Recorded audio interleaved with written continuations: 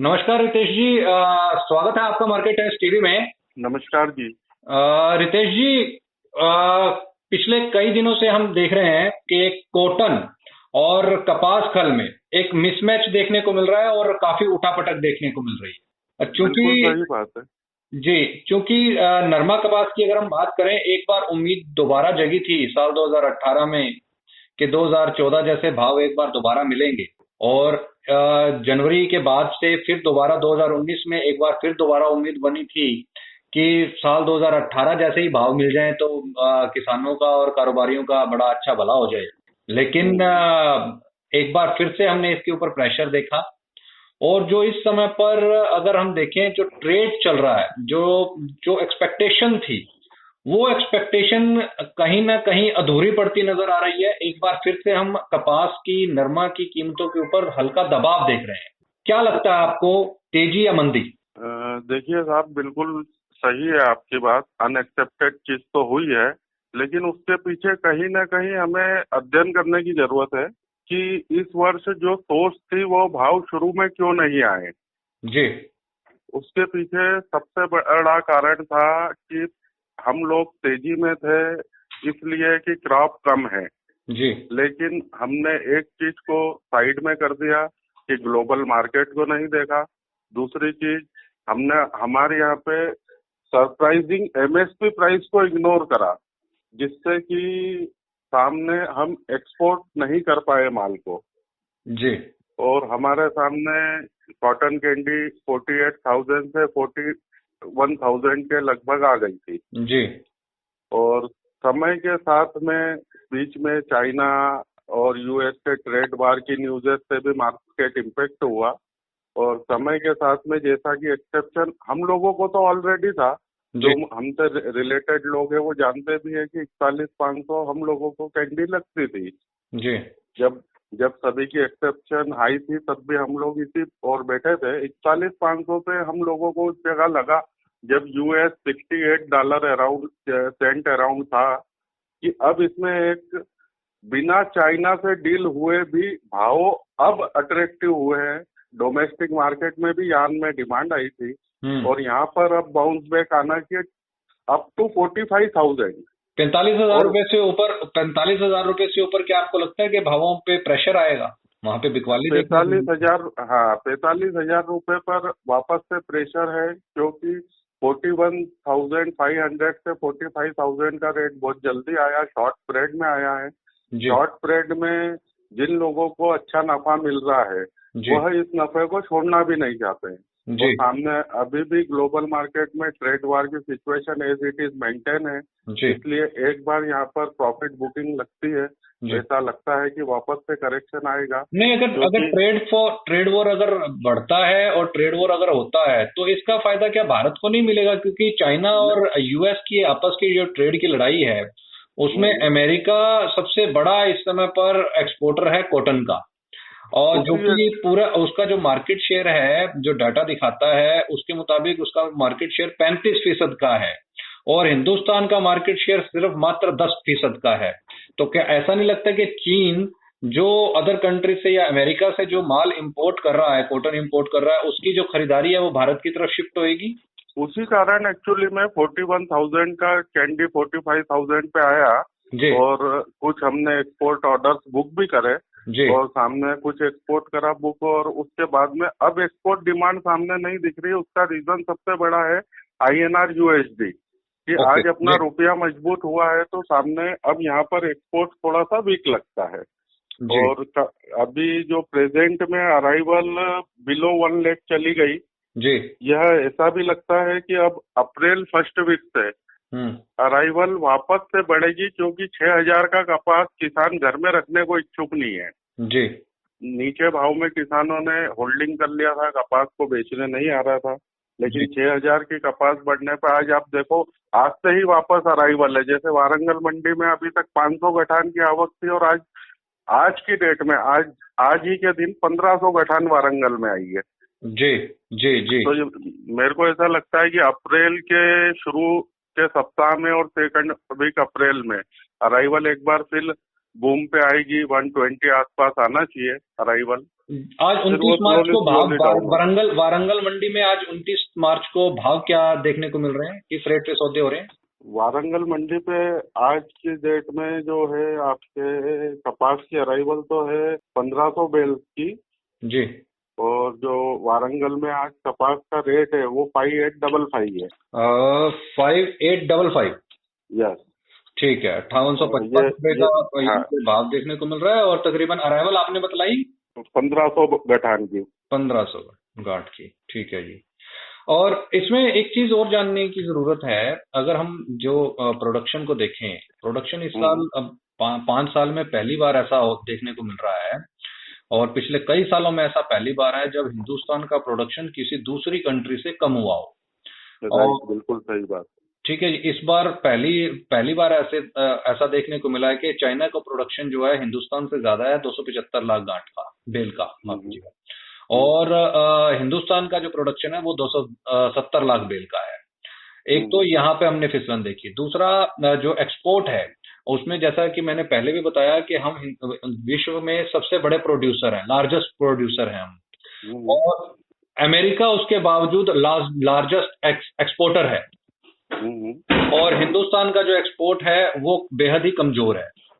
तो क्या लगता है आपको, कहाँ पे ऐसी वीकनेस है जिसकी वजह से भारत एक्सपोर्ट के अंदर पिछड़ा हुआ है, जबकि अपॉर्चुनिटीज इंटरनेशनल मार्केट्स के अंदर में बहुत अच्छी हैं और उसको हम कैश नहीं कर पा रहे? Disparity and surprising MSP rate इस साल यह कारण रहा सर एक्सपोर्ट कम होने का। जी।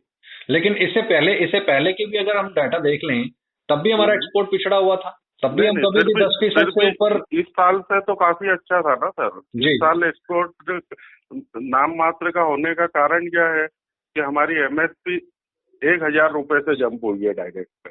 जी जी। उसके कारण डिस्पेरिटी जीनर्स को कंटिन्यू रही और इस कारण हम सामने एक्सपोर्ट में पिछड़ गए। 25 लाख बेल इस साल कमजोर है एक्सपोर्ट। बिल, ठीक है जी। बिल्कुल। और इस बार जो दूसरे नंबर पे देश उभर करके आया है वो है ब्राजील। और हम्म, हिंदुस्तान का हमेशा निर्यात जो है अमेरिका के बाद दूसरे नंबर पे था। और राइट। इस बार अमेरिका और हिंदुस्तान में ब्राजील ने और एंट्री मार ली। हम्म, तो जो अभी हालात बने कि हम प्रोडक्शन में कमजोरी के बावजूद एक्सपोर्ट कम कर किया, और दूसरा यहाँ पे जो प्राइजेस हैं वो अब जो रेट मिलना चाहिए था फार्मर को और ट्रेडर को वो नहीं मिल रहा। फार्मर को तो बहुत अच्छा रेट मिला सर, फार्मर हैप्पी है। जी फार्मर को, गवर्नमेंट को थैंक्स है फार्मर की तरफ से पूरा। जी फार्मर के लिए गवर्नमेंट ने इतना अच्छा एमएसपी प्राइस दिया कि फैशन सोइंग होगा कॉटन में इस साल, मेरा मानना है। जी और अर्ली सोइंग होगा, अर्ली क्रॉप होगा। जी उसका सबसे बड़ा रीजन है एमएसपी। और जो 6000 कपास का रेट किसानों को मिला है, जी। तो इस साल सबसे अच्छी कमोडिटी फार्मर्स के लिए कॉटन रही है। तो हाँ कॉटन फैशन के रूप में उभर के आएगा और निश्चित तौर पर मुझे लगता है कि आने वाले साल के लिए हम 130 लाख हेक्टेयर जमीन पर कॉटन की बिजाई करेंगे और कॉटन की बिजाई बहुत अच्छी होगी। बाकी मानसून पे डिपेंड है, अगर मानसून कैसा रहता है उस पर डिपेंड है। जी जी जी जी जी। क्या आपको ये लगता है कि एक बार फिर से, मतलब जो 7,000 रुपए के लेवल्स थे वो हम्म, कभी देखने को मिलेंगे नजदीक भविष्य में? मुझे पर्सनली साहब ऐसा नहीं लगता है। अभी नहीं लगता है।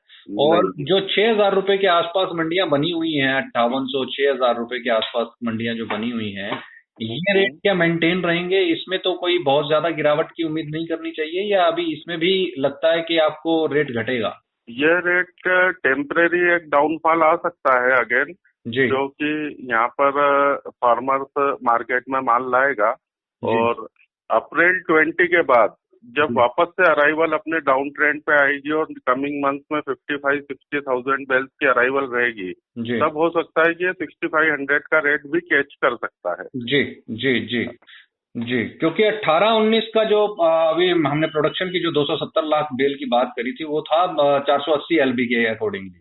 और अगर वैसे ओवरऑल प्रोडक्शन देखें तो 340 लाख बेल के आसपास का इस साल है।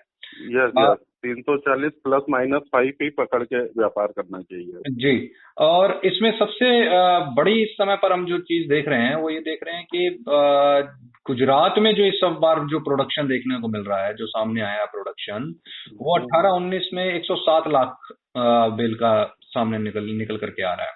तकरीबन 3 लाख बेल का वहां पे प्लस है। और जो कमी देखने को मिली है वो राजस्थान में देखने को मिली है। 4-1 लाख बेल के आसपास वहां पे प्रोडक्शन कमजोर हुआ है। और दूसरा तेलंगाना में प्रोडक्शन कम देखने को मिला इस बार।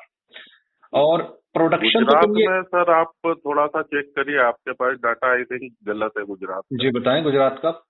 गुजरात का आप प्लस प्रोडक्शन बता रहे हैं, जबकि गुजरात सबसे ज्यादा डाउन प्रोडक्शन में है सर। गुजरात में क्या प्रोडक्शन मान रहे हैं आप? गुजरात में टोटल प्रेसिंग पर्सनली मुझे तो राउंड अबाउट 80 लाख बेल्स लगता है, बाकी मार्केट में तो इससे भी कम की धारणा है। अगर 80 लाख बेल कमजोर है तो पिछले साल जो 104 लाख बेल था, तो हाँ, तकरीबन ये माने के 24 लाख बेल कमजोर हो जाएगा ये। बिल्कुल बिल्कुल, गुजरात के अंदर 80-85 से ऊपर का माल नहीं आता सर। तो फिर तो जो प्रोडक्शन है, अगर कंट्री का पूरा जो प्रोडक्शन है, जो हम 340 लाख बेल के आसपास कैलकुलेट कर रहे हैं, तो क्या ये और भी ज्यादा फिसलेगा? 340 ट्रेडर्स की एक्सेप्शन है, बाकी अगर अपन गवर्नमेंट या सीआई ये देखें तो वह एक्सेप्शन तो 325 टू 328 ही आ रही है ना सर। जी जी। और इसके लिए अभी थोड़ा सा वेट करना चाहिए, क्योंकि इतनी जल्दी सभी चीजों को सामने इसलिए नहीं पकड़ सकते हैं कि अब अराइवल की सिचुएशन क्या होती है। आज की डेट में 262 के लगभग माल आ चुका है जी। 262 के सामने अब अराइवल की पोजीशन क्या रहती है इस पे डिपेंड करेंगे, क्योंकि फार्मर्स के घर में क्या है इसका आकलन करना संभव नहीं है। जी। हम अपने पड़ोस की फैक्ट्री में क्या अराइवल है उसका अंदाजा नहीं लगा सकते, तो किसी फार्मर के घर का या ऑल इंडिया का अराइवल डाटा एकदम से अब किसी तरह से ऑन फोन लेना या उसको प्रॉपर वे में समझना मैं नहीं मानता हूँ सही है। जी।